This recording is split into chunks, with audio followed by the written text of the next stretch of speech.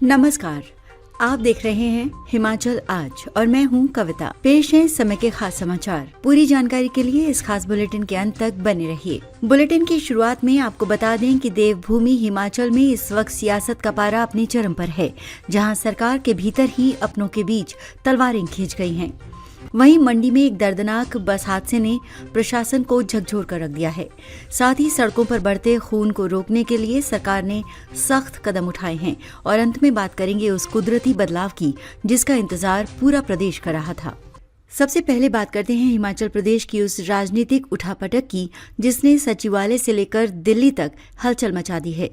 मुख्यमंत्री सुखविंदर सिंह सुक्खू की सरकार इस समय एक बड़े आंतरिक संकट से जूझ रही है। कैबिनेट मंत्री विक्रमादित्य सिंह ने नौकरशाही के खिलाफ मोर्चा खोलते हुए एक बहस छेड़ दी है, जिसने हिमाचलियत बनाम बाहरी अफसरों के मुद्दे को तूल दे दिया है। विक्रमादित्य सिंह ने सीधे तौर पर उत्तर प्रदेश और बिहार से आए आईएएस अधिकारियों पर निशाना साधते हुए आरोप लगाया है कि ये अधिकारी प्रदेश की संस्कृति और यहाँ के हितों की अनदेखी कर रहे हैं।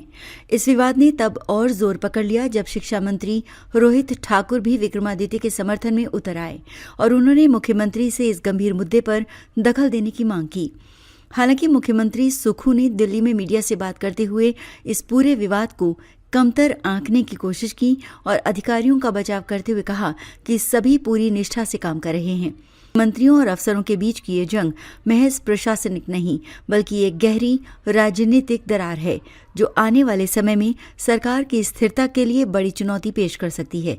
ये देखना दिलचस्प होगा कि मुख्यमंत्री अपने कुनबे को कैसे एकजुट रखते हैं। ये मैं समझता हूँ कि बयानों से कुछ नहीं होता है, काम करना चाहिए सबको।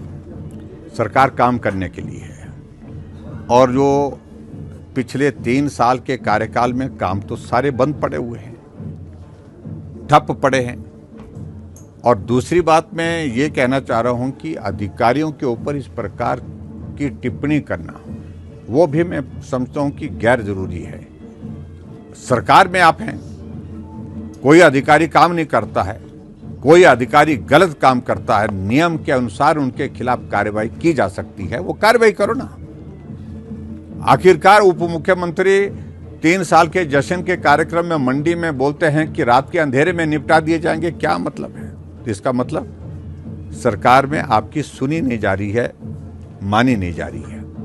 और यही स्थिति मुझे लगता है कि जो बाकी मंत्रियों की है और खासतौर से कुछ एक अधिकारी मुख्यमंत्री के इतने करीब हो गए हैं कि उन्होंने मुख्यमंत्री को उंगली पर चलाना शुरू कर दिया है, नचाना शुरू कर दिया है। आज वही अधिकारी 4-4 घंटे मुख्यमंत्री के साथ बैठे हैं, मंत्रिमंडल के साथी बाहर बैठे हैं, इंतजार में बैठे हैं, उप मुख्यमंत्री बाहर बैठे हैं, लेकिन अधिकारी अंदर बैठे हैं। और अधिकारी कुछ एक ऐसे हैं जिनके ऊपर गंभीर प्रश्न खड़े हुए हैं।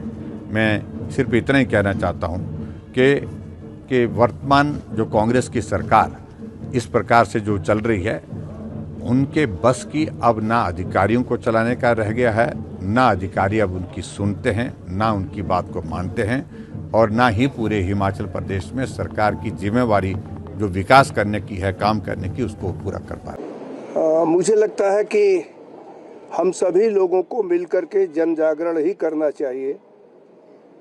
बिना जन जागरण के किसी भी प्रकार से इसको आप रोक नहीं सकते हैं। केवल शासन का प्रयास या प्रशासन का प्रयास इसको रोक सकने में सक्षम नहीं है।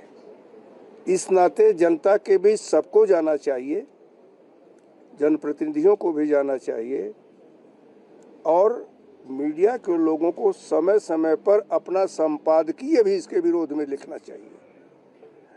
जब सब जुटेंगे, मिल करके कार्य करेंगे, तो ही हिमाचल को इस चिट्टे से मुक्त कर पाएंगे।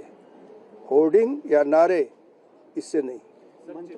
चिट्टा से रिलेटेड जो भी लोग होंगे अपकमिंग पंचायती चुनावों में सरकार उनको जो है उस अधिकार से वंचित करने जा रही है। आप इस इनिशिएटिव को किस तरीके से देखते हैं?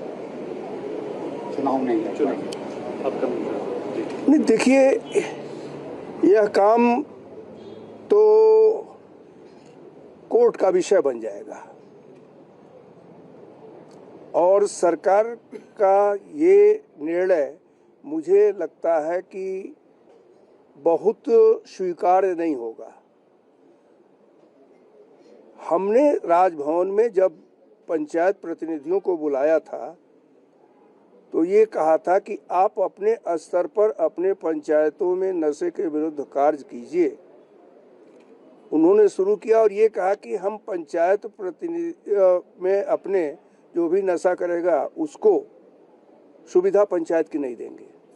मेरे पास विषय आया, मैंने कहा कि नहीं, ये आप नहीं कर सकते हो। नारा भले उन्होंने दे दिया हो, तो वही काम अगर सरकार करना चाहती है तो मैं समझता हूं कि ये नहीं, किसी को बंधक नहीं बनाया जा सकता है। सभी उन्मुक्त है, उनकी उन्मुक्तता अधिक सीमा तक न जाए, इस पर रोक लगाना चाहिए। स्टेटमेंट्स आई थी, दोनों अब काउंटर स्टेटमेंट्स भी आई हैं। आईएएस और आईपीएस अधिकारियों ने स्टेटमेंट भी जारी की है और राज्य सरकार को पत्र भी लिखा। इस तरह की जो घटनाक्रम है, आप उसको पूरे किस तरह से, आप मुख्यमंत्री से पूछिए।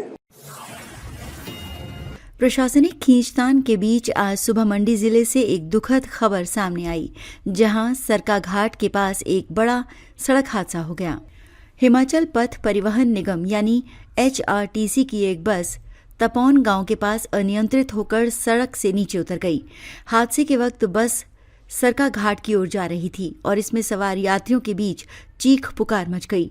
इस दुर्घटना में बस चालक दिनेश कुमार समेत 7 लोग गंभीर रूप से घायल हुए हैं, जिन्हें आनन फानन में स्थानीय अस्पताल पहुंचाया गया, जहां उनका उपचार जारी है। मंडी की एसपी साक्षी वर्मा ने इस घटना की पुष्टि की है और पुलिस ने लापरवाही का मामला दर्ज कर बारीकी से जांच शुरू कर दी है कि आखिर तकनीकी खराबी थी या मानवीय चूक। इस हादसे ने एक बार फिर पहाड़ी रास्तों पर सुरक्षित सफर को लेकर बड़े सवाल खड़े कर दिए हैं। इसी कड़ी में बढ़ते सड़क हादसों को देखते हुए प्रदेश सरकार अब पूरी तरह सख्त नजर आ रही है। हाल ही में सिरमौर में हुए भीषण हादसे में 14 लोगों की जान जाने के बाद सरकार ने एक नई और कड़ी नीति अपनाने का फैसला किया है। अब राज्य में होने वाले हर छोटे बड़े सड़क हादसे की मासिक समीक्षा की जाएगी, जिसकी कमान खुद अतिरिक्त मुख्य सचिव परिवहन संभालेंगे। हालांकि आंकड़े बताते हैं कि पिछले साल के मुकाबले हादसों में 10% की कमी आई है, लेकिन सरकार इसे 0 पर लाना चाहती है। प्रशासन ने अब उन ब्लैक स्पॉट्स को चिन्हित करने का काम तेज कर दिया है, जहां बार बार दुर्घटनाएं होती हैं। सड़कों के सुधारीकरण और सुरक्षा मानकों को लेकर अब किसी भी स्तर पर ढिलाई बर्दाश्त नहीं की जाएगी, ताकि बेगुनाह लोगों की जान बचाई जा सके। बुलेटिन के आखिर में एक ऐसी खबर जो चेहरे पर मुस्कान भी लाएगी और आपको सतर्क भी करेगी। हिमाचल में पिछले 25 दिनों से चल रहा शुष्क दौर और सूखे जैसी स्थिति अब खत्म हो गई है। पश्चिमी विक्षोभ के सक्रिय होने से पहाड़ों ने एक बार फिर सफेद चांदी ओढ़नी शुरू कर दी है। मौसम विभाग ने शिमला, कुल्लू, मंडी, चंबा और लाहौल स्पीति जैसे ऊंचाई वाले क्षेत्रों के लिए 22 जनवरी तक भारी बर्फबारी और बारिश का अलर्ट जारी किया है। इस बर्फबारी से जहां पर्यटन कारोबारियों और बागवानों के चेहरे खिल उठे हैं, वहीं प्रशासन ने पर्यटकों और स्थानीय लोगों के लिए चेतावनी भी जारी की है। फिसलन भरी सड़कों और भूस्खलन की आशंका को देखते हुए लोगों को ऊंचाई वाले इलाकों में न जाने की सलाह दी गई है। दर्शकों, हिमाचल की इन तमाम बड़ी खबरों पर आपकी राय क्या है? हमें कमेंट बॉक्स में जरूर बताएं। साथ ही ये भी साझा करें कि आप इस समय हमें कहां से देख रहे हैं। आपके विचार हमारे लिए अत्यंत महत्वपूर्ण हैं। अगर आपको हमारा बुलेटिन पसंद आया हो तो वीडियो को लाइक और शेयर करें और हिमाचल आज को सब्सक्राइब करना ना भूलें, ताकि प्रदेश की हर छोटी बड़ी खबर आप तक पहुंचती रहे। नमस्कार।